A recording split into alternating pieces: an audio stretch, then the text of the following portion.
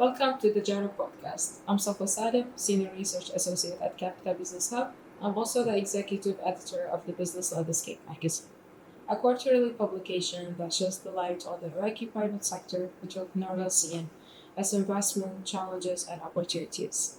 In this episode, I'll be joined by Dr. Hemin Latif, the Director of the Entrepreneurship and Innovation Center at the Iraqi University of Sulaimani. In this episode, we'll ask the question: are entrepreneurs born, or can we actually teach entrepreneurship? What is the role of academia in building the entrepreneurial scene, and how can universities like AUIS and other institutions, through their initiatives and through their supporting programs such as the Green Accelerator, build successful entrepreneurs that can go into the Iraqi ecosystem with their ventures and meet the demand of the Iraqi market? Dr. Hemin will weigh on this through his experience as the director of the Entrepreneurship and Innovation Center and the Green Accelerator, and will share with us the successful stories of some of their graduates. He will also talk about the implications and benefits of integrating AI in education. Then we'll move on to talk about the entertainment industry and or the lack of thereof in Iraq. He will talk about his venture, the VR Arcade, and also Agora Vision, which is a media and broadcasting company that bringing the Kurdish literature to the world. Before we proceed, I would like to thank our partners, Key, a leading Iraqi financial technology company, and our sponsors, Capital Business Hub, a private sector development company through research, investment, and programs. Now I'll leave you with the episode, and I hope you enjoy it.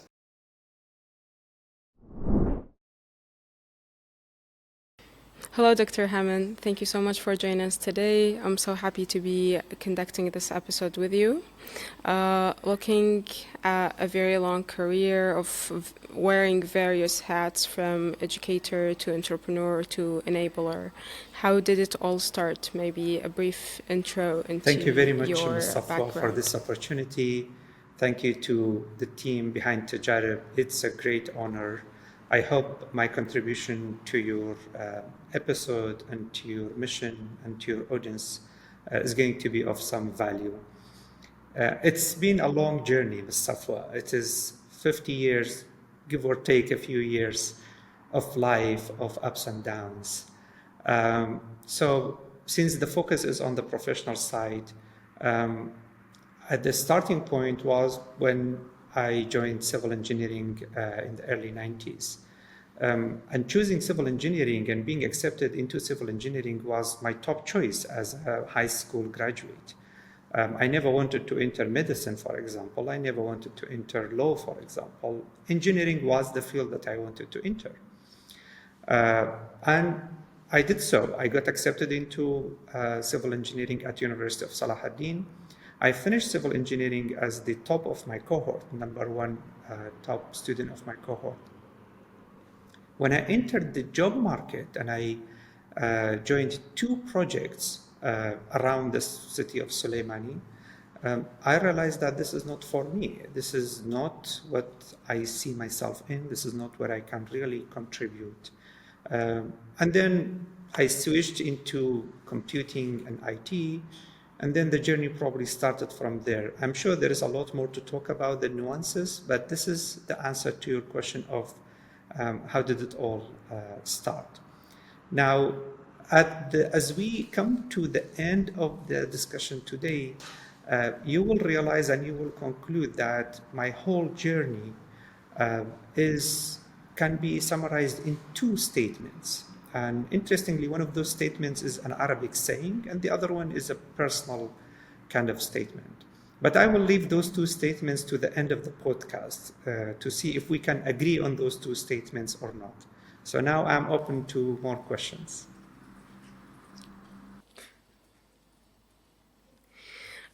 You mentioned how you switched from civil engineering to IT, and I assume this was very early on where IT was not that popular in the job market, and maybe at least for Iraq and the region, there wasn't that much demand. How were you able to maybe detect this need in the market for these kind of skills? And we are talking about the 90s.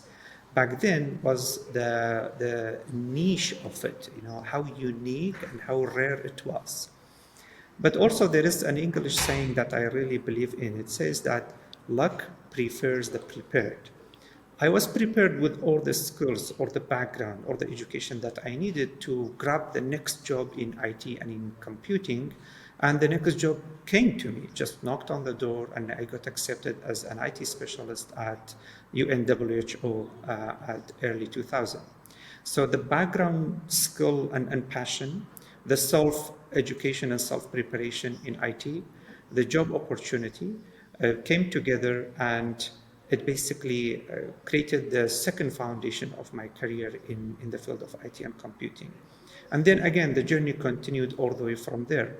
But the match of these two, being equipped with the right skills and being at the right time and at the right place for the right job, I think was a big factor in forming my career.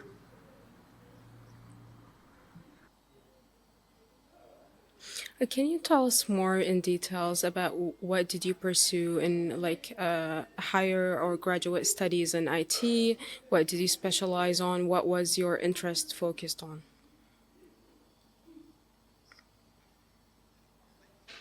So it is developing interfaces to create more natural and intuitive human-robot interaction. Now, robot and interaction, I want to stop on this. I am from an early generation where, we were fascinated by the cartoon movies, and we grew up with one TV channel. We all had to watch the same cartoon movie, and we all shared the same passion for cartoon movies. So robots in cartoon movies always fascinated me, and especially how they interact with these robots. Like, although it was a cartoon movie, it was a fantasy, it was science fiction, but also always fascinated me how they interact with these robots.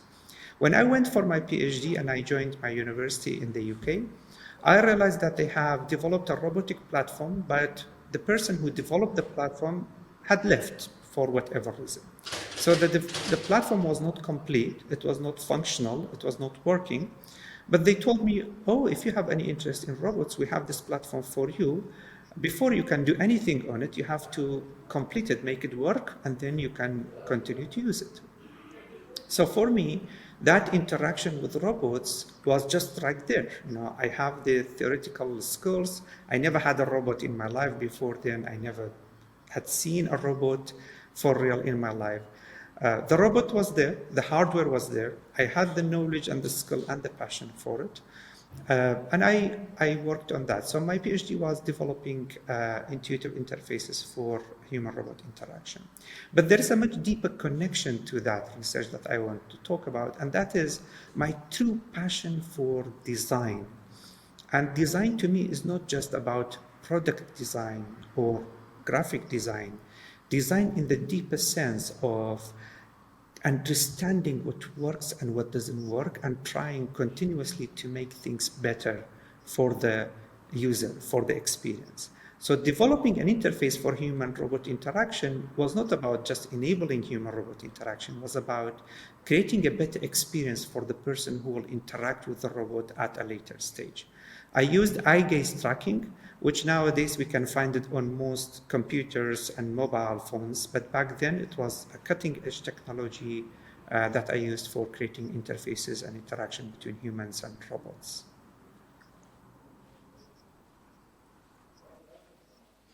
Did this, maybe your PhD in studying there, and probably, of course, for doing research, you worked in lecturing as well. Did this spark your love and passion for teaching? How did you make this bit of a jump into being a To be lecturer? honest, AUIS sparked my passion for teaching. Again, it was another situation where luck prefers the prepared. I had just got back from UK, finishing my PhD, qualified with the right qualifications, language skills, and looking for an academic position. AUIS had a position. I joined AUIS as a full-time senior lecturer. The first, let's say, day I walked into AUIS classes, and again, this is in 2010, I met the students, I got introduced into the system, I got introduced into what AUIS is doing differently compared to the two universities that I had studied in Iraq before I go out to do my PhD in the UK, I realized that this is really a place where I can grow and I can contribute as well.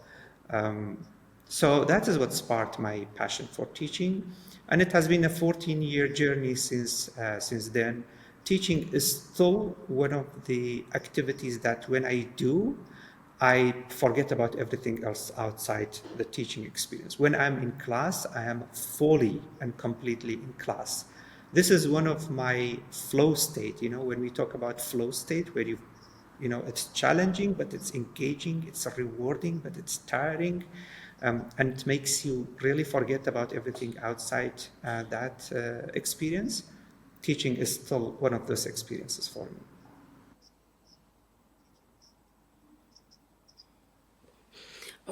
You mentioned, sorry, that AUIS had a different system from the universities you studied in. What are these differences that maybe make differentiated from other academic institutes?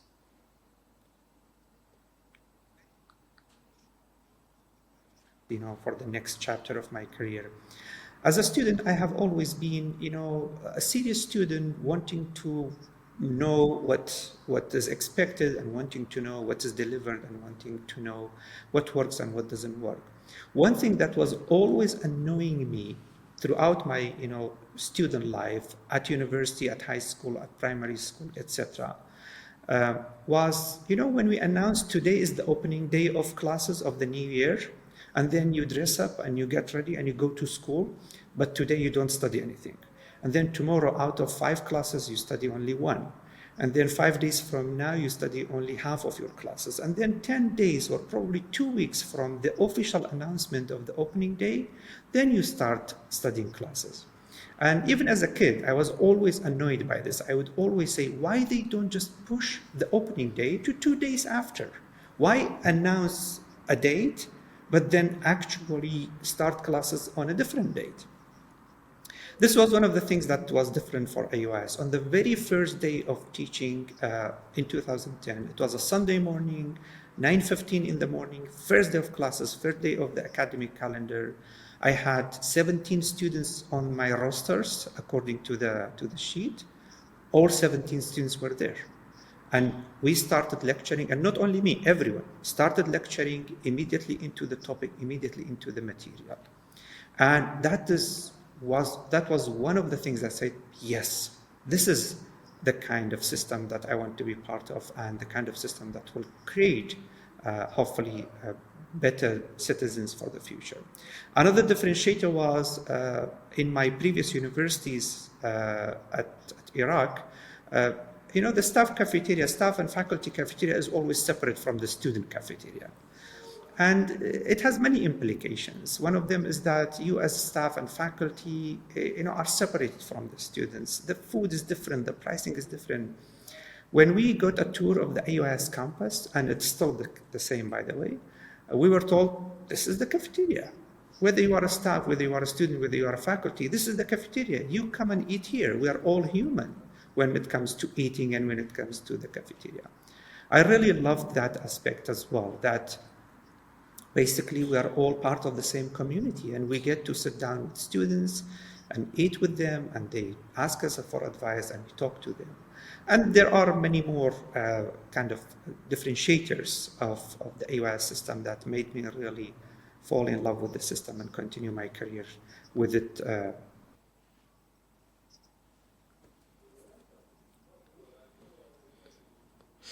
Why do you think, you mentioned that the cafeteria is shared by both staff, faculty, and students.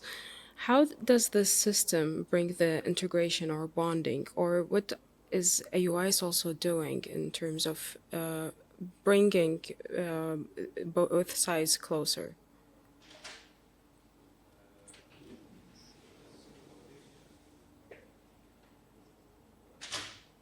Staff creates that environment that we are really curious about each other's culture.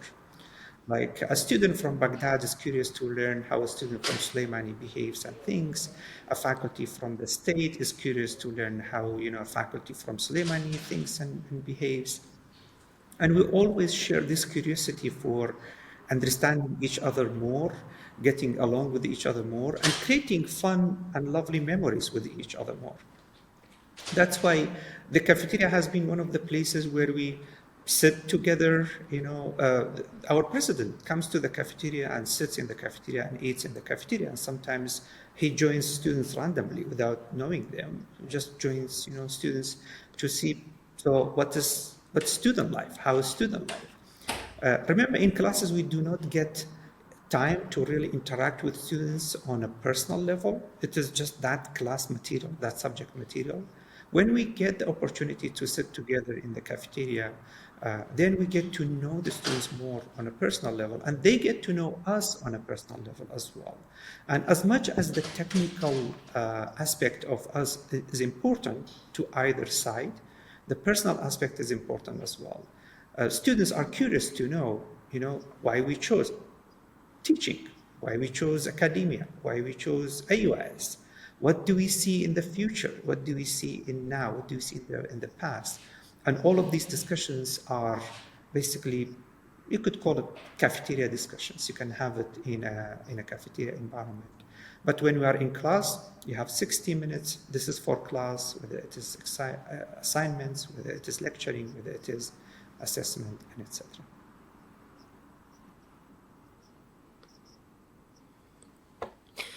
As you mentioned, that there are like the community probably at AUIS is multinational. And you mentioned that, and many times they are curious about learning from other nationalities or other ethnicities, and how they're behaving and how they are seeing things. But does this also create some kind of friction where people tend to stay in their comfort zone or within what they know best? So if I'm from a certain place, I will just stick to my group and not open up. How did the AUIS or the community there mitigate those kind of things to create this more openness? The audience have been through the transition of moving from high school to university life. And we know that it is a huge transition in life, in the environment, in the community that you join. Now, it's like traveling from one country to another country, basically. It's like changing an entire environment. Some people go through this transition, or at least make this transition with a more open-minded, let me see what this new environment has to offer me. In terms of culture, in terms of friends, in terms of relationships, in terms of even professional development, how can I develop myself better? How can I study? How can I do well? I did well back in high school. If I use the same things, will it work for university? I did well with, Kurdish teachers from Sulaimani or Arabic teachers from Baghdad or from any other city. Will I do well if I do the same thing with American teachers and with teachers or professors from Britain, etc.?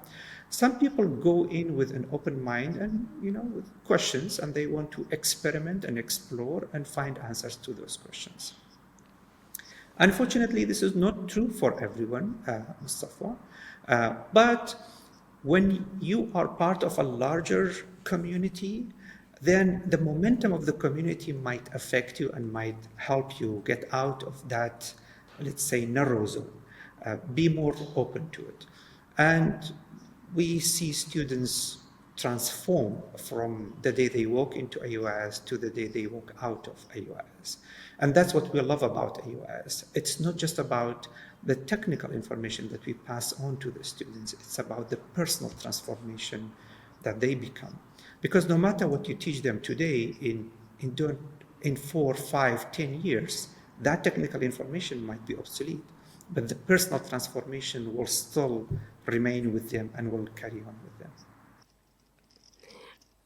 We were talking about maybe the student sides. I was also maybe about the academics side, about how professors, lecturers, there maybe dropped their prejudices, because at least what is maybe the norm for much of the for the country is that there is this separation or maybe different like powers, or where it's unreachable to talk to professors in a way, like in bonding way, where you sit with them at the cafeteria, for example.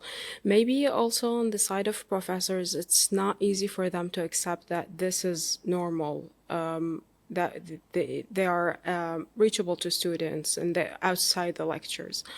How did maybe the community of academics came together and also adapted in their own way, especially when we were talking about students usually come from university fresh, young, and easy to adapt to changes maybe, while those professors are probably best in their field and have been teaching for decades, for example, where change is not easy, probably.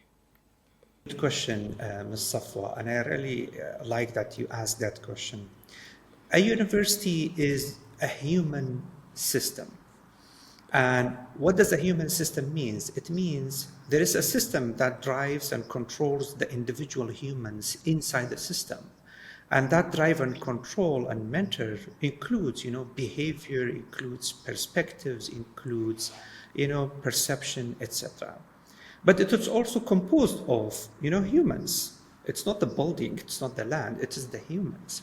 So which one is really driving which? Which one is the dependent and which one is the independent?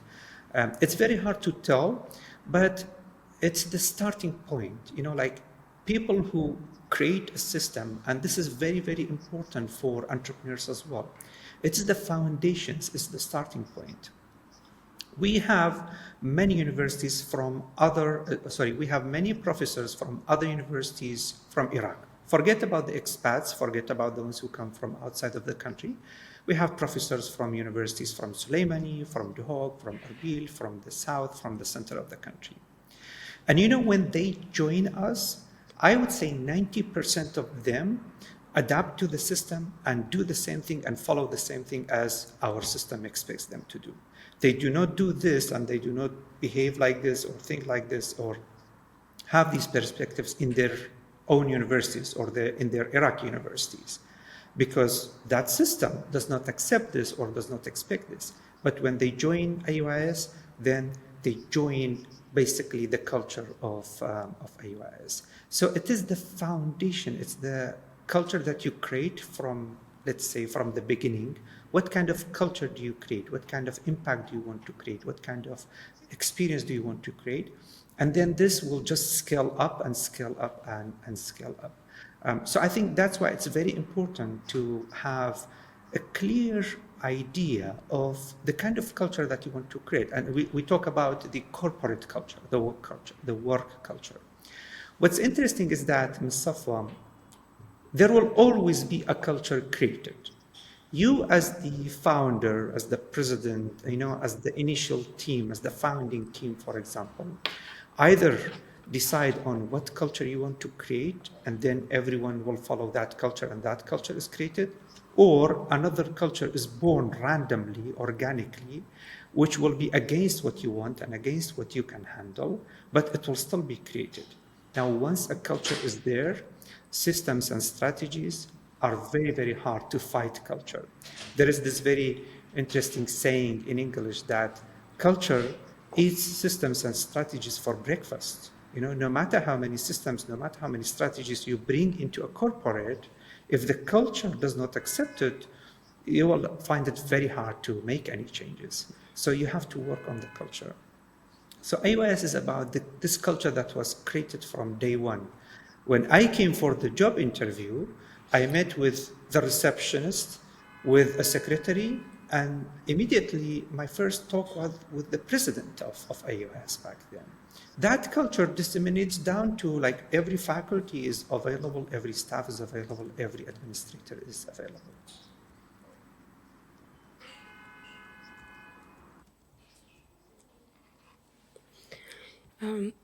Speaking of culture and culture of entrepreneurship, maybe the first thing that comes to my mind, and how you're trying to to foster this probably in AUIS. So can you tell us more about why this is important and why an academic institute is trying to take that role?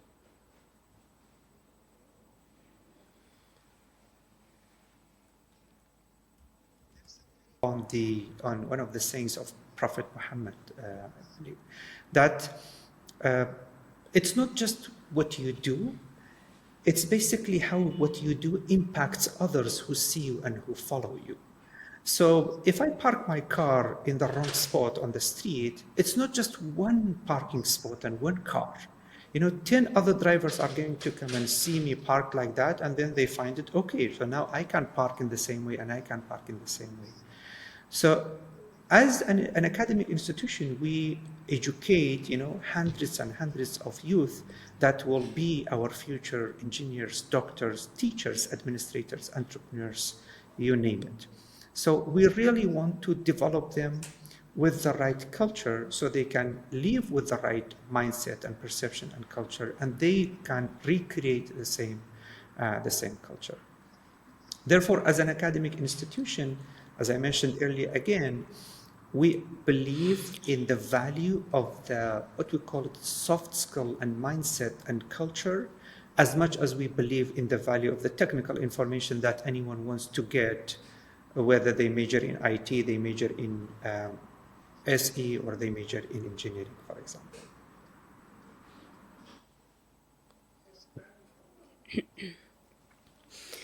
And do you think, but how maybe academia is related to this? Why is it important for academia, for universities to foster this culture of entrepreneurship?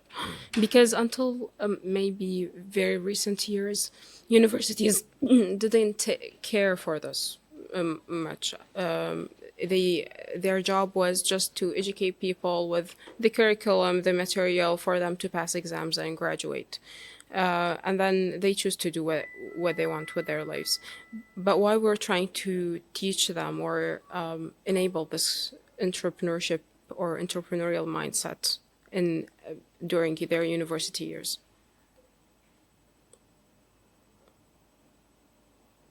To hundreds and hundreds of youth. As you mentioned earlier, they come to university, fresh, they go through a huge transition, and most of them come with an open mind, and they are willing to take on whatever kind of experience, whatever kind of development, whatever kind of teaching you offer them. So you have, as an institution of higher education, as a university, you have access to these youth.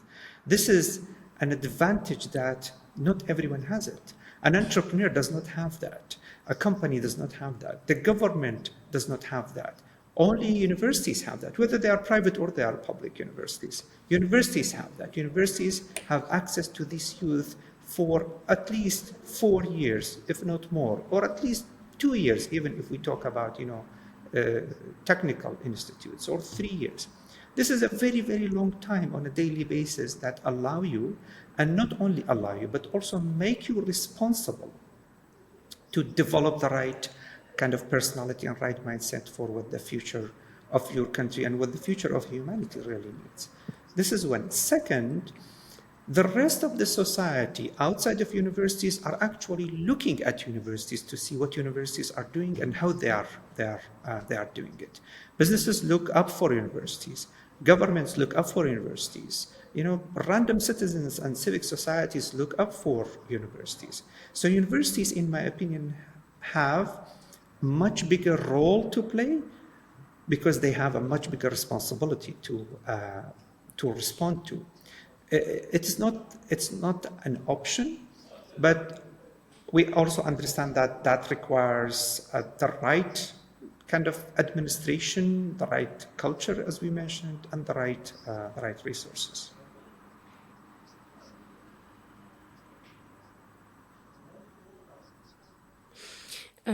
Is entrepreneurship actually in itself something that people are born with, that maybe people have this drive to create, to build something, or is something that we actually can teach in those academic institutes or with the trainers or accelerators and incubators?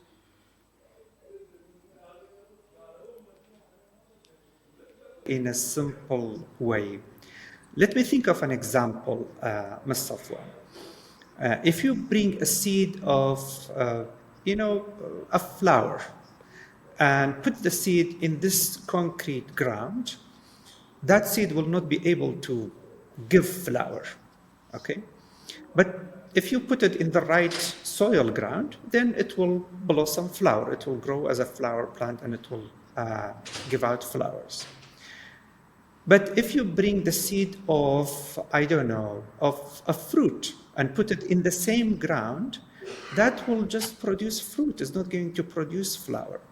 So are entrepreneurs made or born?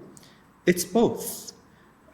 Like any other skill or talent or personality trait, you have to be born with some of it. And many people are born with some of it.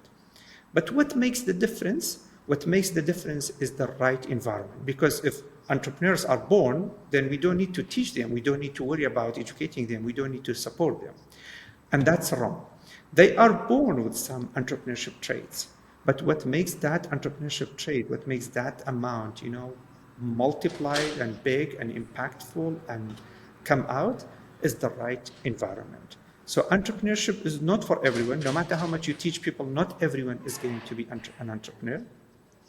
But the ones who have the right ingredients, who have the right talents and traits, are going to be much stronger and thrive much more in the right environment. So it is, the simplest answer is that it's a mix of both.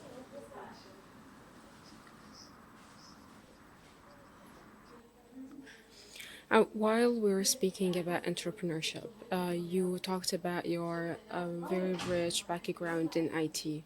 How did you start developing this interest to actually head the AUIS Entrepreneurship and Innovation Center and also Takween? What made you make this switch, maybe, or a leap? As as an enrichment. Computing, is a very powerful kind of technology, innovation technology. It allows you to think differently, to plan differently, and to envision things differently. But who can come up with these kind of visions for a different future, for providing a service in a different way, for creating a product that did not exist before, for increasing the impact of something that was much smaller before? Somebody with a vision. But who can turn that vision into reality? Somebody with some entrepreneur mindset, So, okay, here is a problem. And this problem is not only my problem, this problem is the problem of, many people like me. Here is a solution. But this solution is not only for solving my problem, this solution is for solving, the problem of many people like me.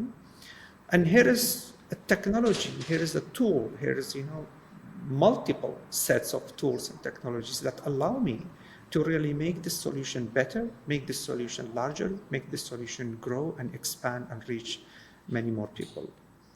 So I see entrepreneurship and technology as empowering each other rather than, substituting each other. And for me, I haven't switched from computing to entrepreneurship. I'm still doing computing and I'm still doing entrepreneurship, but I do both, again, as an educator, as well as a role model or as an enabler, as you put it earlier.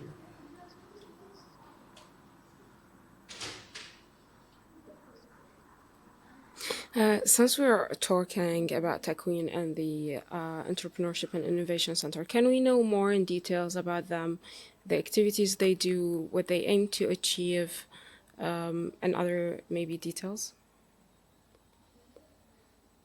As a university has multiple academic programs, but in addition to these academic programs has multiple, we call them centers.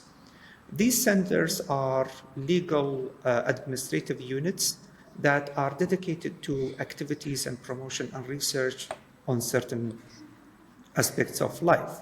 For example, we have a center for archaeological studies. We have a center dedicated to geopolitical studies. We have a center dedicated to gender studies.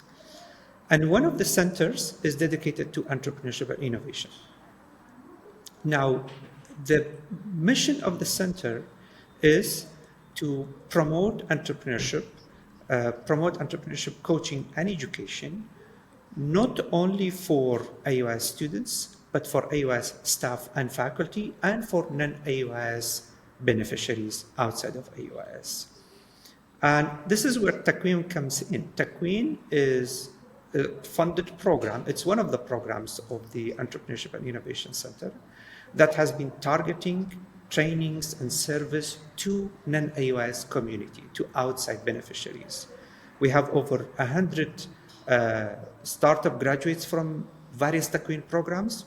None of these startups were accepted or because they are AUIS students or because they are enrolled in AUIS programs. Applications are always open to applicants from across the country, regardless of any affiliations to AUIS or not. So Takween is the program, the accelerator that is targeting and serving non-AUIS community with entrepreneurship education and coaching and training and funding as well. The center itself also works on educating and promoting entrepreneurship among the AUIS faculty, among the AUIS staff, as well as among the AUIS students. One of the programs, for example, we have a 2.5-year partnership sponsored by the AAD with a Jordanian university and with a German university on educating our own faculty and staff on entrepreneurship. So they can educate others on entrepreneurship. They can also become part of creating an entrepreneurial university. Because if we do not innovate, if we do not come up with solutions for problems outside of our own problems, as a university, we are not really leveraging our full advantage. So I hope that's enough summary about the Entrepreneurship and Innovation Center and the relationship to Takween. Dr. Hemin, you were talking about Takween and the Entrepreneurship and Innovation Center and building an entrepreneurial university. What are the pillars to building this entrepreneurial academic institute? Mustafa, entrepreneurship in itself does not have a very clear and set definition, to be honest. Definitely, It's a yes. very lucid and fluid concept. Who is an entrepreneur? What is entrepreneurship? What do you teach in an entrepreneurship course, for example? So with that, it is even harder to define what is an entrepreneurial university. But this is my personal perspective, and this is what I'm working on as part of my service to AUIS and my service to the community. Is an entrepreneurial university is not one that only teaches courses on entrepreneurship.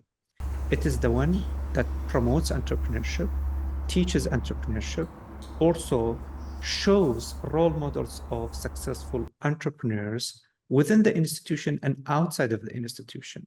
AUIS itself has many entrepreneurial projects going on inside the institution. This is what some references call it intrapreneur, right? Being an entrepreneur inside a corporate, not necessarily your own business or your own job. I, to be honest, have been an entrepreneur inside AUIS as well. We've come up with, identified, gaps, came up with ideas, raised fund for the idea, got support for the idea, promoted the idea, implemented the idea, and then learned from the idea. That's an entrepreneurial journey in itself.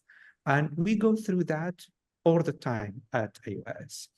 And what I want to do for AUIS to become an entrepreneurial university is not only to provide trainings and courses to people outside of AUIS, but bring all the staff and faculty, not all, bring most of the staff and faculty on board to share this belief and to believe that, yes, as an institution, we can be innovative, we can do things differently, we can experiment with things, we can take risks. And who gets results out of every risk? Who is successful out of every step? No one. So let's take risks and let's experiment. Out of 5 projects, if 3 of them come out great, then we've made 3 changes, or we've contributed to 3 areas of the society. That's what I believe is an entrepreneurial institution. If you look at it, an institution can be looked at as a person. just like as a person, has emotions, has relationships, has a background, has a future, has past and present. And similarly, the way that an entrepreneur person takes risks, does not, for example, is not afraid of experimenting, continuously learning, and finds people to join the mission and find people to support the mission, an entrepreneurial university or any institution will do the same and can do the same. Is this model, do you think it's applicable in the current academic scene in Iraq? Not to every institution, for a number of reasons. For example, some institutions are very, very big, and to aim for an entire institution to be entrepreneurial would be, next to impossible goal. But divisions within institutions can aim to be entrepreneurial, like the Department of Engineering or the Department of IT can be an entrepreneurial department, not necessarily the entire institution. That's one. As I mentioned earlier, we know, unfortunately, some of the institutions, especially the public institutions in Iraq, and especially in the Kurdistan region, lack resources. They have, very limited resources in terms of manpower, in terms of even financial resources, in terms of physical resources like campus-wise, lab-wise, facilities-wise. Those are all barriers that make it harder.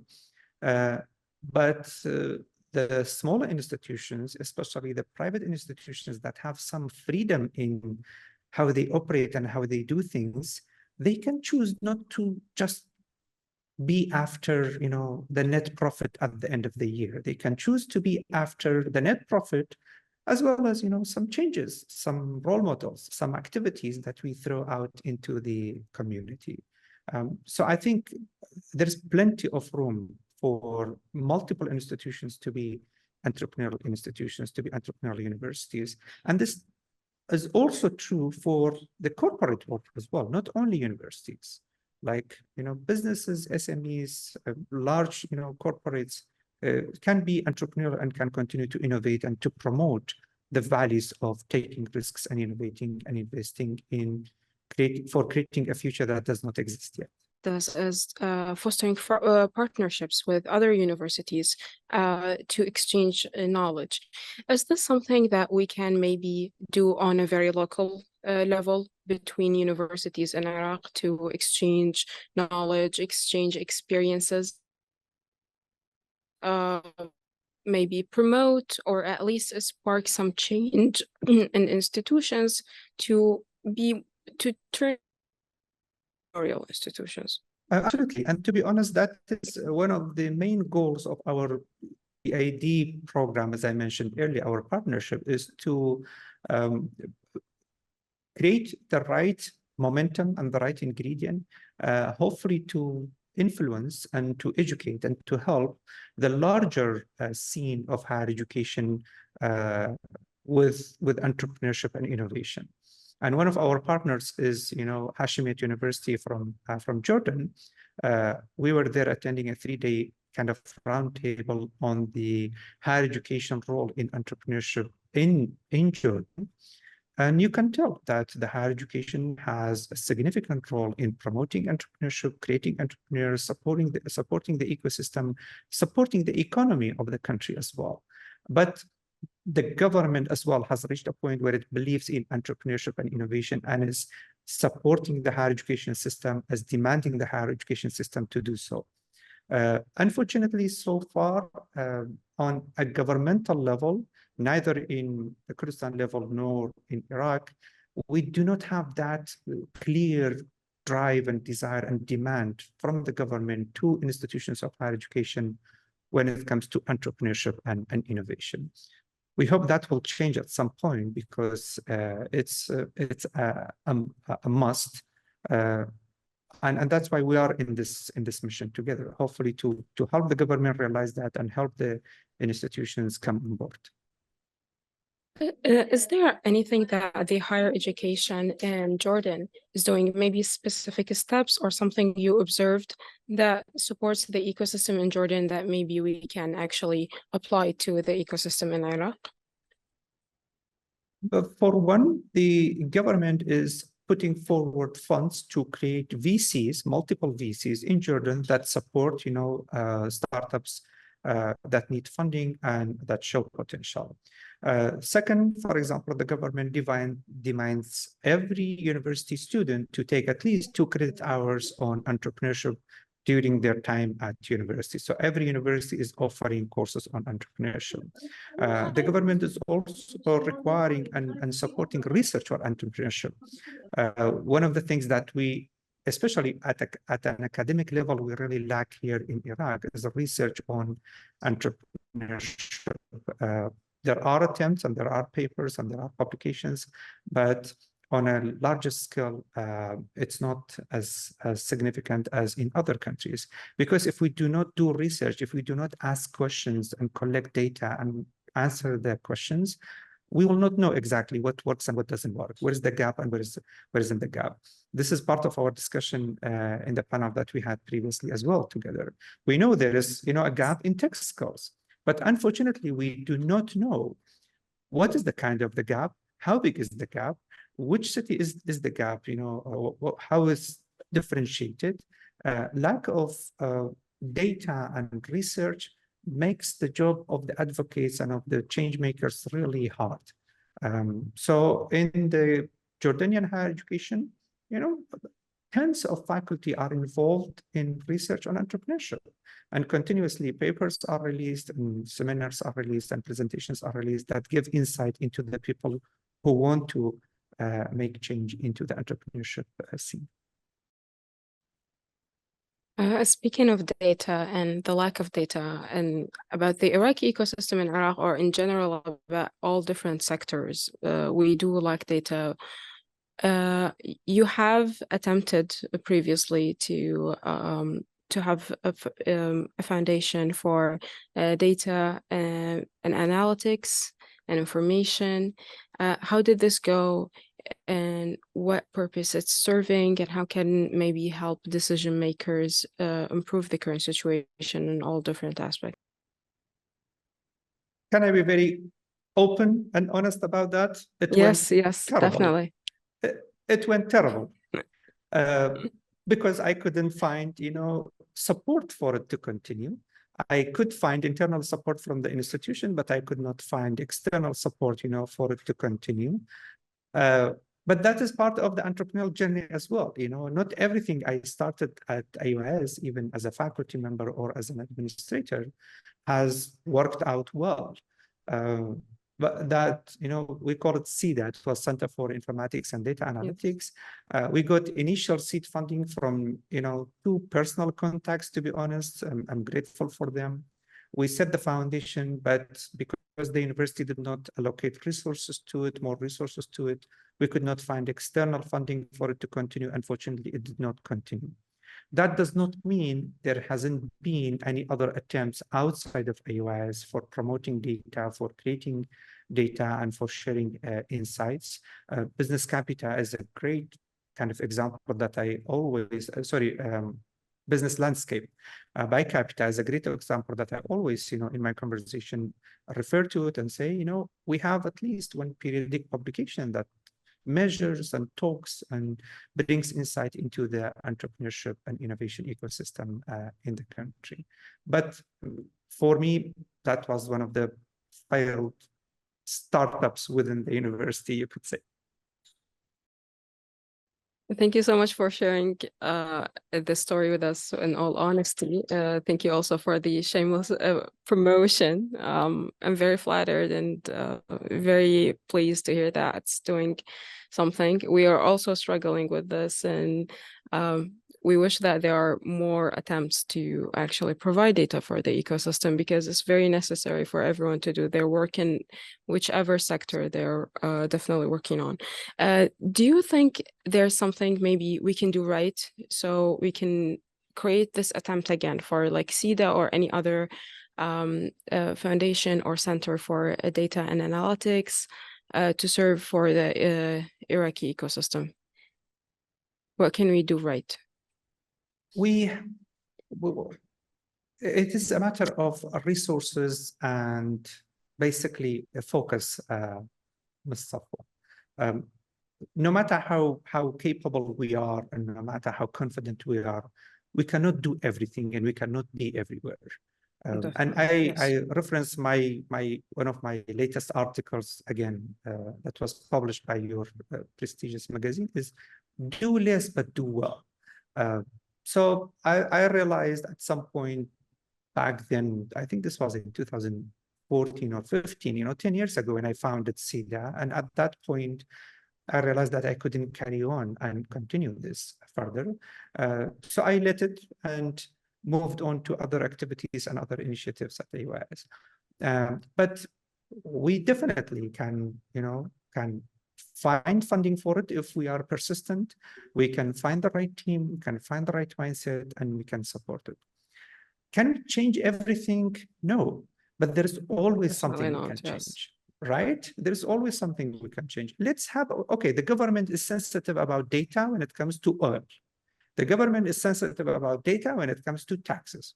Okay, let's have a website about, accidents on roads. Let's have a website about, hospital admits. Let's have a website about, e-commerce platform sales. Let's have a website about, I don't know, number of trees in each city, because there will be people who need this data, who need these insights to come up with an innovation, to come up with a startup, to come up with a change. So we don't need to say either all or nothing.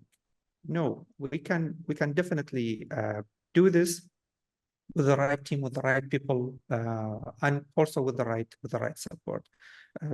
Unfortunately, again, it's not one of the things that the government is very supportive, although the Kurdistan regional government is working on that and is moving towards that direction. There have been governmental initiatives that want to, create a website to provide data and to provide insights, which is very optimistic, to be honest. But we still have to see how far they can go and how sustainable they will be. Since we're in the topic of data, I want to maybe move a bit forward to AI, since now it's like the buzzword for everything going around. I know that maybe you're a part of initiative, maybe your program called AI Maestro. But what is this trying to address? What is your audience? Is it training? Is it coaching? Can we know more in details about the AI Maestro? So about this time last year, or kind of before this time last year, we all know ChatGPT was released. And Yes. People who were in the AI ecosystem, knew there are AI tools and knew there are, data is being used to train AI models, and AI models are used for different purposes. Most people were not in the AI ecosystem and did not really even hear about AI or knew what AI is. With the release of ChatGPT, this scene has changed for both communities, to be honest. Most of the people who were in the AI ecosystem did not expect, the delivery and the release of ChatGPT at such a time frame.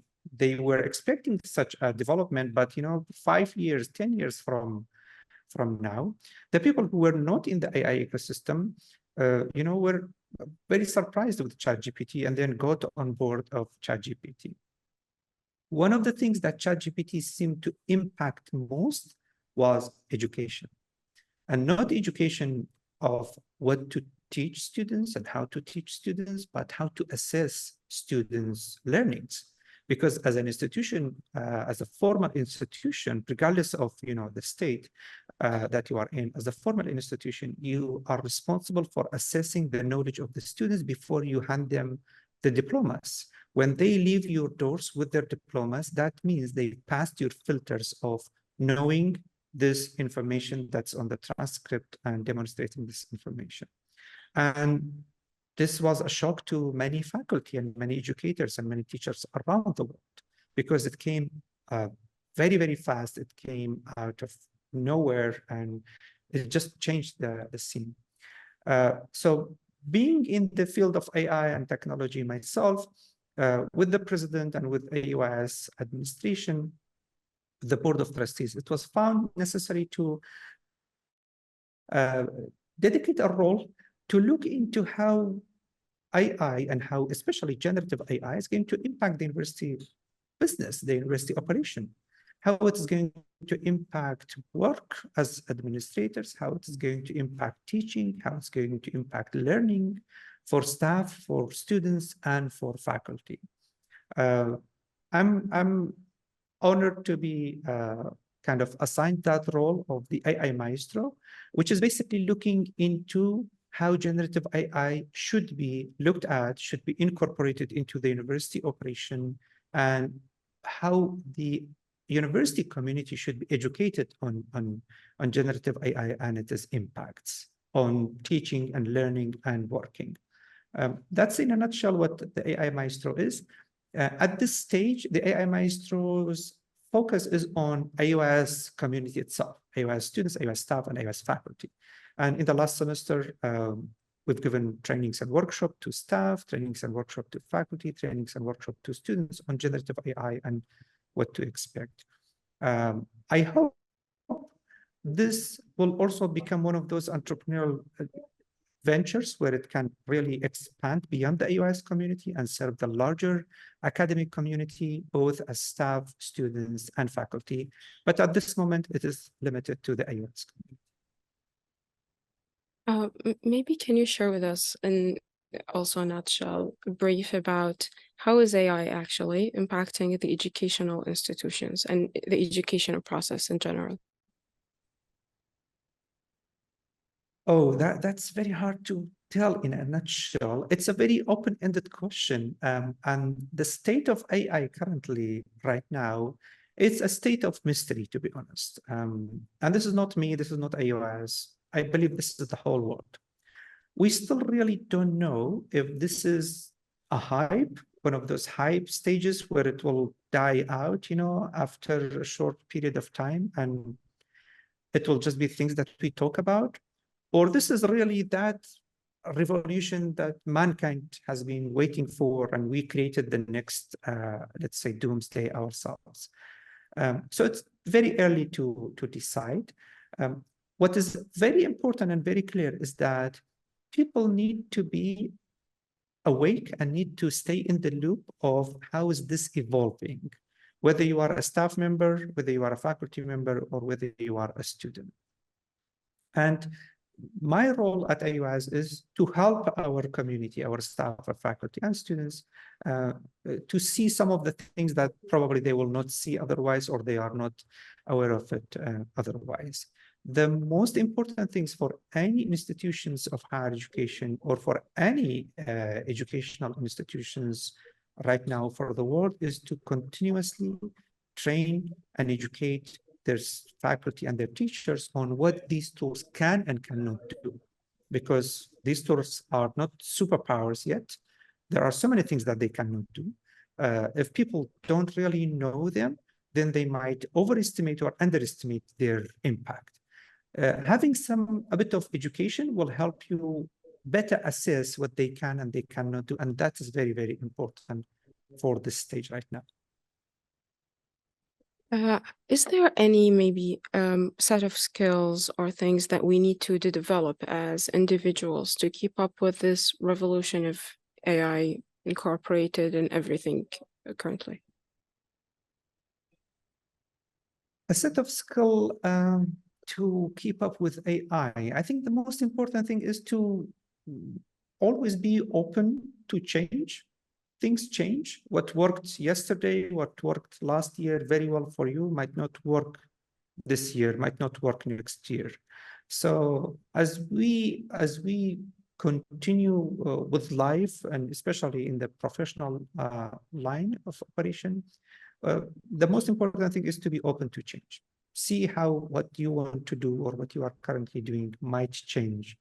And the second thing is continuously learning. Especially now with online tools and online resources, it's very easy for anyone to teach themselves some foundations on AI, or some basics on digital marketing, or some foundations on social media, or some foundations on digital businesses. I think we continuously have to learn. Those are the two most important skills. Everything else might be obsolete in a few years. No matter what programming language, what technology, what platform you master today, might be obsolete in a few years. But the skill to be open to change and the skill to continue to learn new things will never be obsolete. And those two we will need forever, in my opinion. I was wondering, since AUIS has been innovating on different fronts, doing the Entrepreneurship Center, or even trying with other different ventures like SIDA or with now AI Maestro, what has AUIS so far been able to achieve? Maybe a bit of success stories of alumni, or as a university in general, what is the impact they have done so far? I would say the success story, probably one of the biggest success stories for AUIS, is that clearly it is, acting as a role model for other institutions to follow. You can clearly see, especially in the region, in the Kurdistan region, other private institutions, are doing what AUIS is doing. And that's our message also. For example, when we appointed an AI Maestro role to look into AI's impact on education, we just went viral with it. We announced it, we created videos, we shared it, because we want other institutions to do the same. At the end of the day, the result is for the graduates of the institutions, regardless of which institutions, and for the future of the society. So having centers for entrepreneurship, having conferences and forums for geopolitical discussions, having students join student clubs, having students arrange for hackathons and startup weekends, etc. These have been role models for other institutions to follow and to join. So I think that is one of the biggest success story for AUIS. The second success story for AUIS is that in a very short amount of time, AUIS graduates have penetrated various aspects of the society and of the country in different roles, which is very, very rewarding, to be honest. And I know graduates from other universities have penetrated different aspects and different corners of the country, but the AUIS graduates are recognized and are appreciated, more clearly than, let's say, other graduates. But as an institution, it also has its own challenges. AUIS should have been, much bigger right now as an institution. Unfortunately, all the crises that the country has been seeing one after another, especially over the last 10 years, has affected AUIS's growth. As we're talking about the culture and the many alumni that we know, and they are our coworkers or other founders in the ecosystems or enablers or leading other organizations very successfully. I was wondering if this culture of AUIS, we also see maybe students coming back to the university as for graduate degrees or for even teaching or for leading different centers. Does this create some kind of a closed community or characteristics that are hard to blend in with the others? Like this is an AUIS graduate that have certain traits. Maybe it's hard to blend in with the society where these traits or skills are not taught in normal other universities. So whether private or public, does this create some kind of a closed community? I hope not. I know your observation is very valid, especially that some of our graduates come back to the university and then join the university and then they get promoted at the university. My daughter is a graduate of AUIS, and my advice for her is that you should go and find a job outside of AUIS. Although AUIS looks like a very promising environment to work in, but you should go and find a job outside of AUIS, so you really get blended into the non-AUIS world and reality as well. AUIS has also very actively been working on not operating in a fishbowl, not being just a campus for its own and for its own students.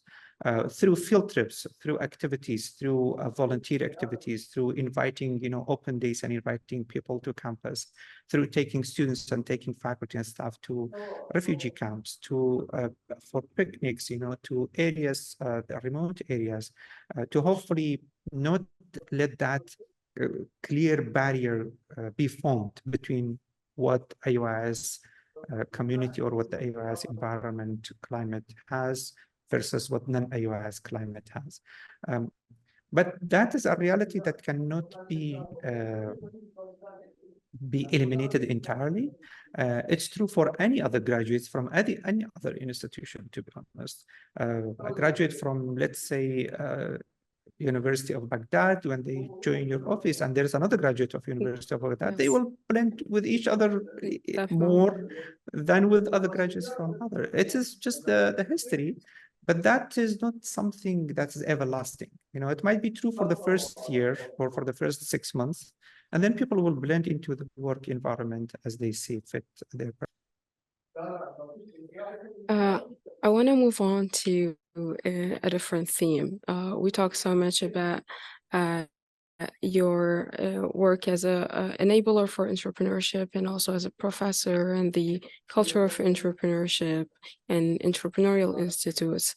I also want to talk about something that you yourself as an entrepreneur, and you have different ventures in very different fields that are a bit different or far from your background in engineering or IT.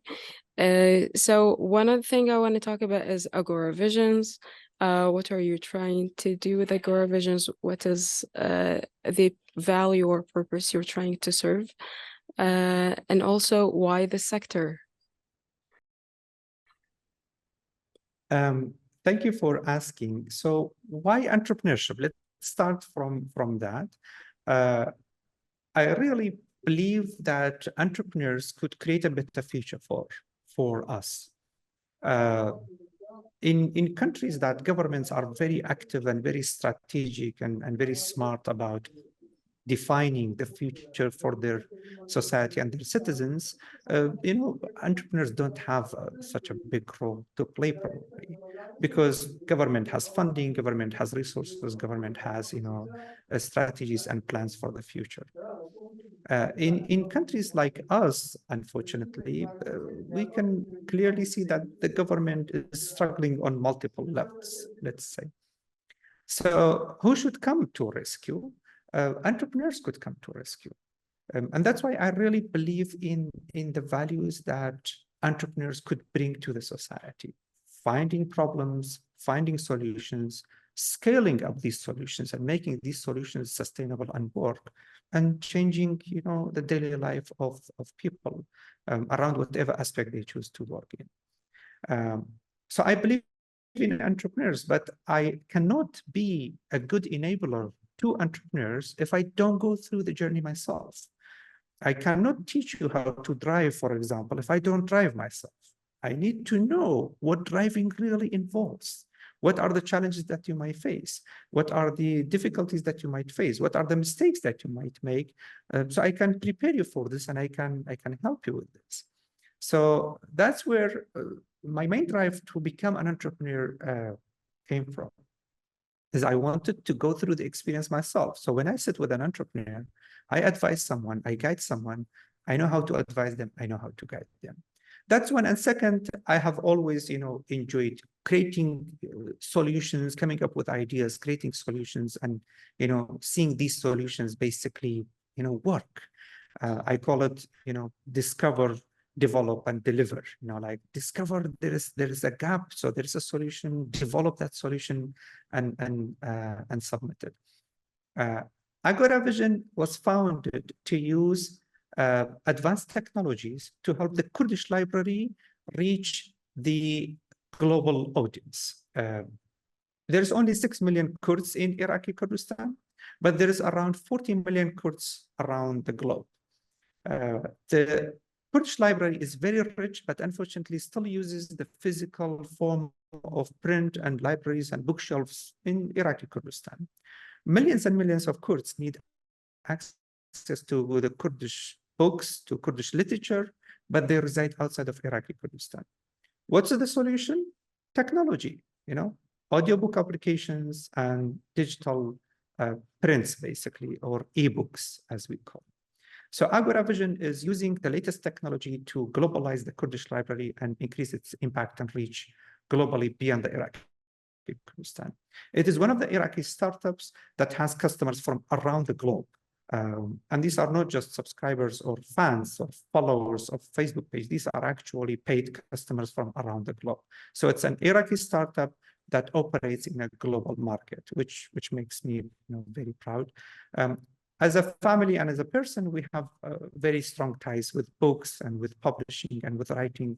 So it's very close to our passion as well. I have a team of 10 people, including myself, my brother, who is a co-founder, and the manager here, one of the administrators here. And we have, people and partners from around the world. That's what Agora Vision is doing. Currently, we have two, let's say, platforms, Agora Dank, which is the audiobook platform for Kurdish audiobooks, and Agora Partuk, which is the Amazon Kindle version of Kurdish books available digitally from around the globe. Why were you interested in this sector? Did you see a problem and you try to solve it, or this is like the passion you have for Kurdish literature and you wanted to spread it, or to give other Kurdish people and around the globe access to this audiobooks? It is actually both, Ms. Safwa. For me, it is a problem that is worth my time and my energy and my efforts and my money. I know there are many other problems, and we can choose to work on any problem, and the solution will be, similarly valuable. But it is also a personal level. At a personal level, we need to choose the right problem for us to work on. So Agora Vision for me is a problem, is a challenge that's worthy my time and my interest. And it also banks on my background and domain expertise. I cannot just, as an entrepreneur, it would be very hard for me to just come up with a healthcare, application or platform. I know nothing about the domain. I have no experience. I have no education. Literature and library and books, I have been in this, for as long as I remember. So the domain, let's say, knowledge, the domain expertise is very important, I believe, in choosing the problem that you want to solve. Do you think about maybe translating actually those ebooks or audiobooks to different languages to spread the Kurdish literature to many other populations around the world? We absolutely do that. One of our lines of operation is translating Kurdish books into English and then distributing them globally in their English format to reach, non-Kurdish audience. We've completed the translation of one book so far, although that's not a major line of operation for now, but we've translated one book so far. We are in the process of publishing it globally. You have also mentioned that this hits close to home to your bond with books and reading. Can you share with us a bit about this background, maybe? So I come from a family that have loved books and have written and published books. My grandfather is a classic poet called the last classic poet of Kirkuk. He lived in Kirkuk and he's from Kirkuk.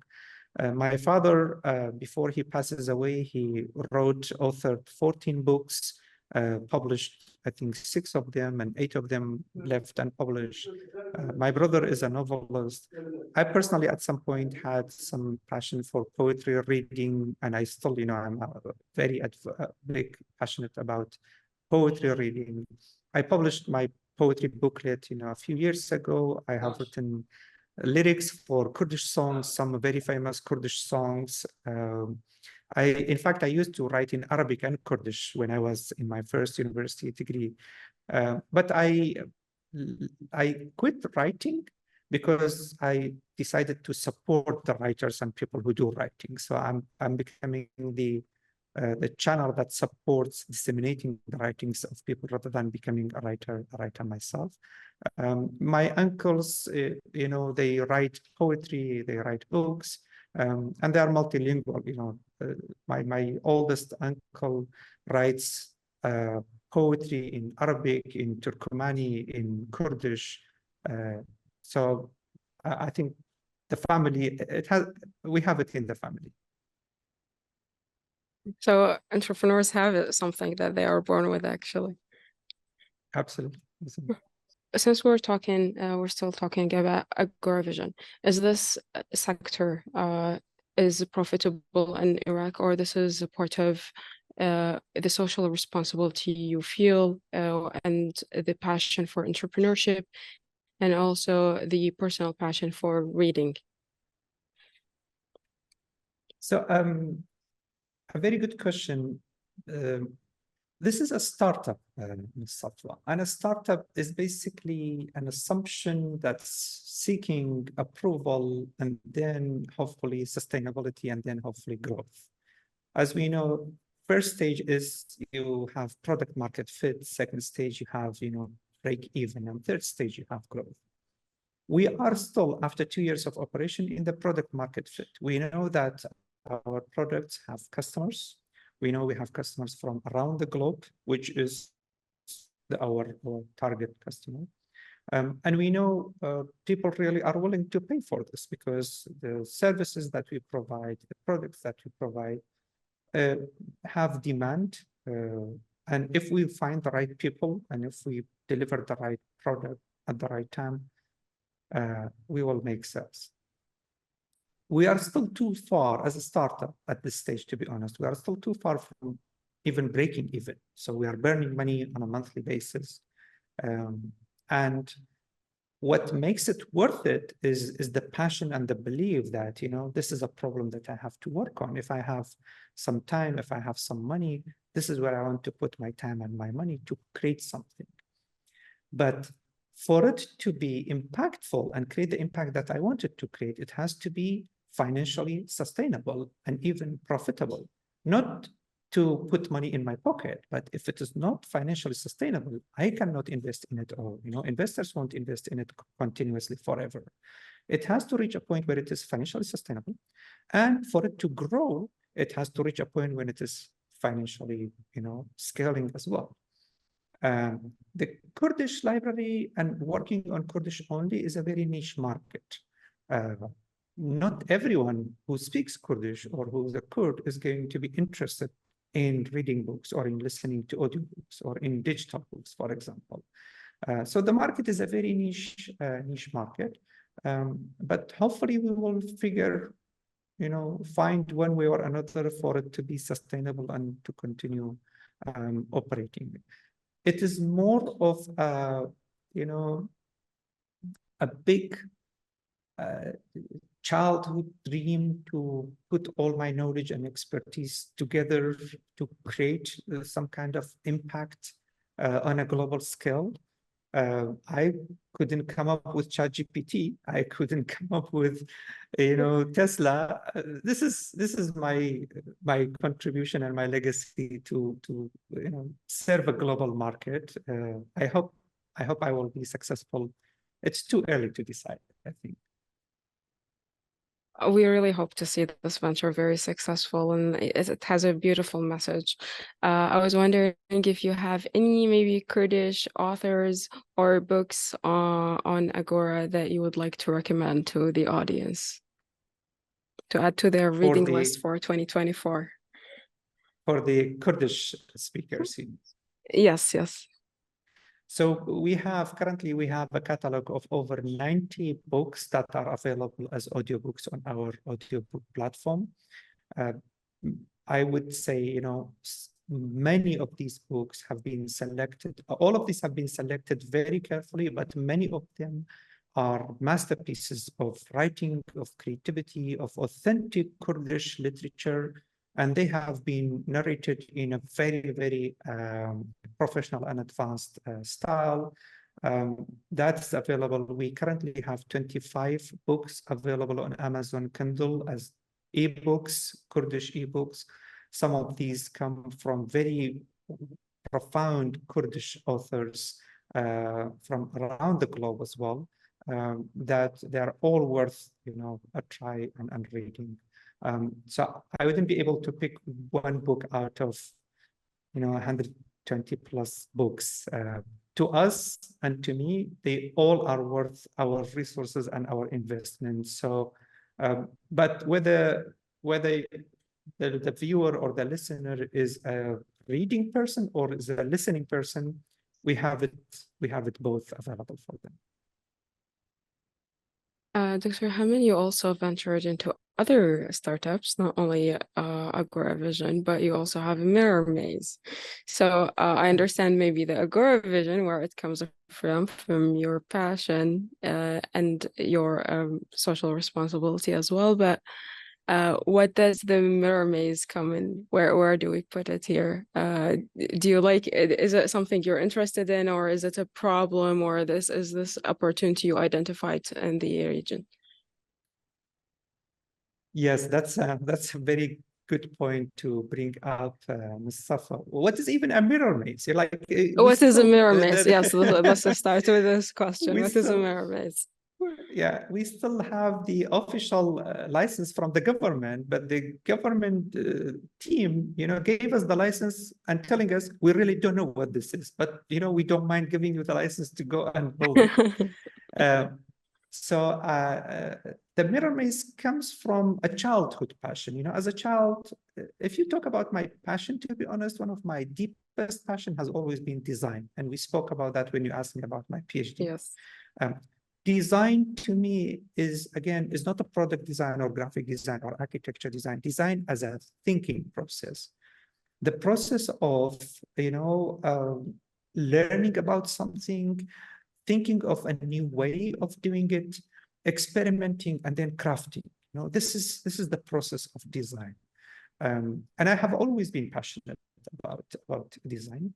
I studied civil engineering, which involves some design, but if I had studied architecture, for example, architectural engineering, that would have suited me much more because of my passion for design and for making things differently.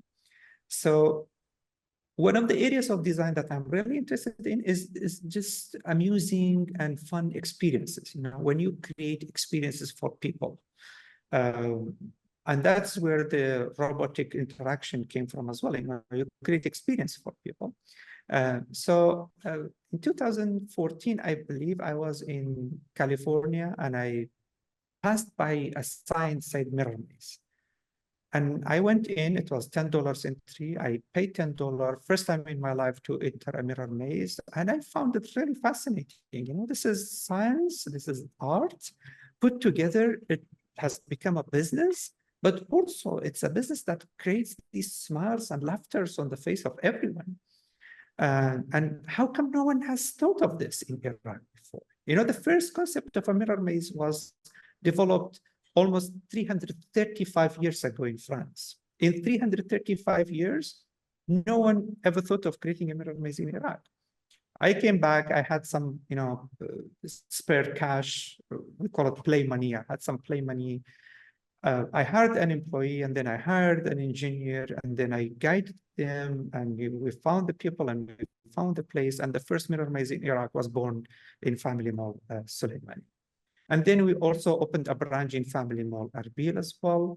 And it has been really successful, both in the sense of the satisfaction. Every time I go and stop by and see people going and come out, and the laughter and the talk, and you knew the way, you didn't know the way, that experience is just priceless. Like, oh, I created this. As an entrepreneur, I was brave enough to take risk, to risk my money, to risk my time, to risk my reputation as well, and create this and believe in this is going to work.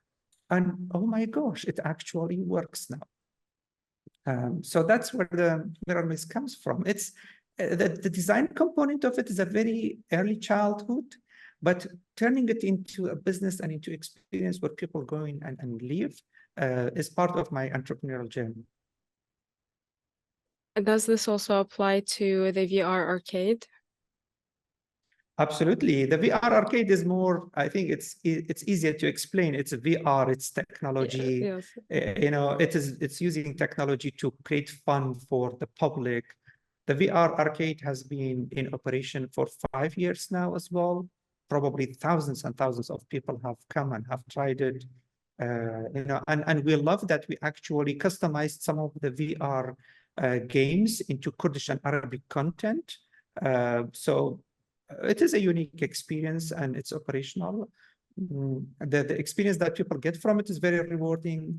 The fact that my investments in this, let's say, family attraction sector has employed 10 people in 2 cities for the last 5 years is also a great, great kind of reward for someone my age.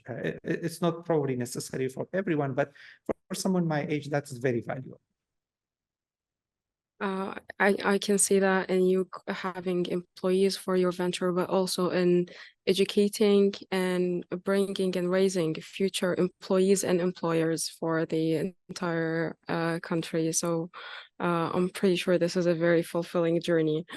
What being an entrepreneur has taught you so far? What assumptions you probably discovered to be maybe wrong after venturing yourself into this entrepreneurial path? One of the most important thing, which is not new to most people who are well educated, especially on entrepreneurship, but you realize it more and more as you go through the journey yourself, is that execution is much more important than ideation. I used to believe, even personally, I used to believe that everyone should have an innovative idea, and why people don't come up with innovative ideas. But it's really not about an idea. I, with you, could sit down and come up with 20 innovative ideas, but which one of these ideas, who's the person, who's the team that gets behind an idea and turn it from an idea into a reality, into an impact, into a legacy? I think, and all of that beyond the idea is about execution, is about who you team up with, who you bring on board, when do you give up and when do you, for example, persist, and how much grit do you have in yourself? All are aspects of execution. I think as an entrepreneur, execution is very, very important.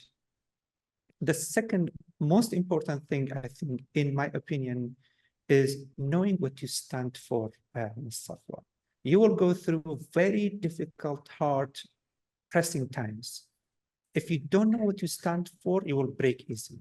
Again, there is a very strong English saying that says, if you don't stand for something, you will fall for anything.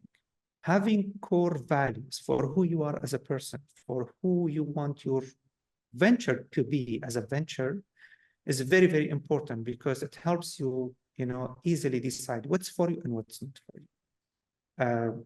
I would say that's the second most important thing for to be an entrepreneur. So the first one is knowing that execution is really hard, but it is what makes things think. The second one is having very clear core values and knowing what you stand for. How was this execution journey in a society maybe that is not very supportive or familiar with entrepreneurship yet? I've had, you mean as an entrepreneur? Yes, as an entrepreneur. To be honest, I've had all the support that I've wanted as an entrepreneur, or the emotional kind of an intellectual support that I wanted as an entrepreneur. I've had all the support from my family, my wife and my children and my siblings. I've had the support from my colleagues. I've had the support even from my current and former students. Some of my current employees at Agora Vision are my former students. Some of my current, for example, team members that help me with my next family attraction venture are my colleagues and my former students. Probably, I have been just lucky, I guess, in the journey that I've had all the support that I ever needed. I haven't faced any cultural challenges or let's say personal challenges when it comes to that. I have a great team. I have a great kind of my brother with me as one of my partners in the business. I have other partners. So I think probably another factor would be knowing who to choose and who to team up with. It's a crystal clear fact that you cannot do it alone. Okay, you should never do it alone, and you should not think even that you can do it alone. You can only do it with people. But it's also very important, who do you choose to do it with, and who are the people that you partner with? For me, thanks God, you know, the journey has been on a personal level and emotional level have been very easy thanks to the people around me.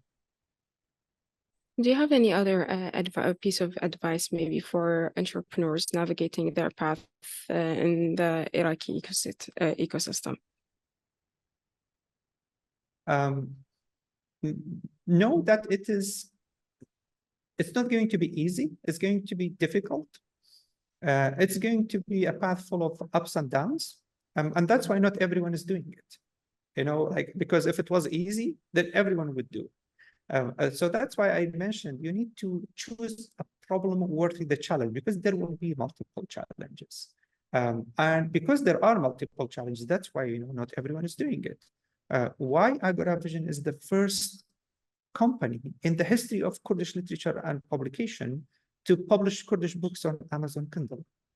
Because it's not an easy path. You know, we've been trying and trying and trying and trying until we reached a point. Why Agora Vision is the first company to release an audiobook application with, you know, 400 hours of own recorded books in Kurdish in our own studios at such a quality, with such an interface, with such designs, because it takes time and money and team and investments and challenge. So know that it will be challenging, but that's why not everyone is doing it. And that's why it's important to know what problem you choose, you know, to accept the challenge. In fact, Mustafa, if I may, without extending the answer too much, I teach Design 1 to the IT and software engineering students. And one of the exercises, one of the topics that we cover and go through with the students is, you know, how do you choose the problem to work on? Because you have the skills and you have the talent and you might have the resources to work on 20 different problems. Which one is the right problem for you to work on? And going through exercises to do this.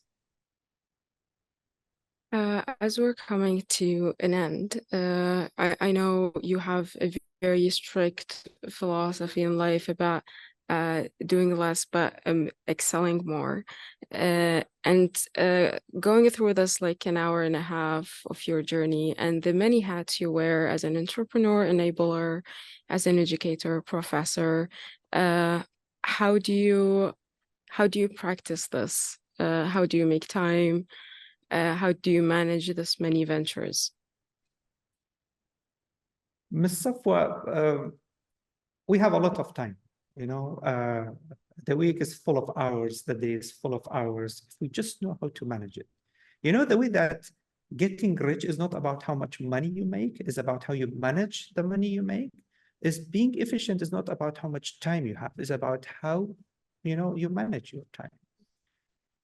So many people, unfortunately, waste a lot of time with things that do not add value to their own life, do not add value to the people's life around them. They are not entertaining, they are not fun, they're just wasted. I think I'm good at not wasting time. You know, I have time to talk, to socialize, to go to exercise, to go on road trips, to go hiking, to go, for example, to read books and to read literature and to watch movies and to go to the cinema. I love going to the cinema and watching movies at the cinema, and I go often. And I also manage other work. So one is really not wasting time. So many people reach out to me and tell me, I know you are so busy, but do you have time for this, for example? And my response is that I always have time for new things, but I need to manage it. You need to tell me when you want this so I can plan it accordingly. Otherwise, busy does not mean I do not have time for anything. No, I can find time for everything that I find valuable. It's just I need to manage it. And second, to be honest, we will go back to the point of people. So many of the things, in fact, all of the things that I have been able to accomplish and I am doing now and I will be doing in the future is because of the people that are with me in these journeys and in these ventures. From AUIS colleagues, from AUIS employees, from AUIS senior administration, from my own team members and staff members at Agora Vision, at my other ventures, etc. So I think it is, not wasting time probably is the core of managing time. Everything else that you do intentionally and with a purpose probably would be a good use of time if you want to. Other than that would be people.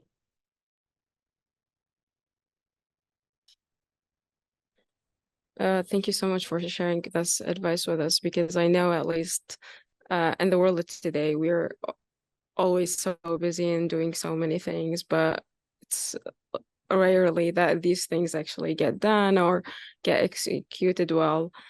So managing time is definitely essential for success. As we're coming to an end, I was wondering if we can go back to the very beginning of the podcast episode where you were mentioning that you have two quotes that describe you and your journey, and you will share it with us. So could you please share them with us? Absolutely. And I hope, again, what we have been talking about and what I have been mentioning is going to look very much in line with these two quotes. So the first one, as I mentioned, is an Arabic saying, and my father says, if you look at my professional journey, which we have been covering so far, it's not this typical journey that, okay, I entered civil engineering, I finished civil engineering, I'm a civil engineer, I work at the government department, we have projects here, we have projects there, and that's it. You see all ups and downs and rights and left. Where does the mirror maze come from? And how is that related to entrepreneurship? How is literature and library related to your passion for design? And you see, it's just taking risks. It's being jasur, is, enjoying life by taking risks, experimenting and reflecting and reacting. And that's one. The second one is knowing what your life's mission is as a person. And my personal mission statement in my life is mastering the art of living well and serving well, both as a person and as a professional. And that's what I am doing on a daily basis is, how can I serve well? How can I live well? How can I serve better? How can I live better? Both as a person, when I say as a person, I mean as a father, as a brother, as a husband, as a friend.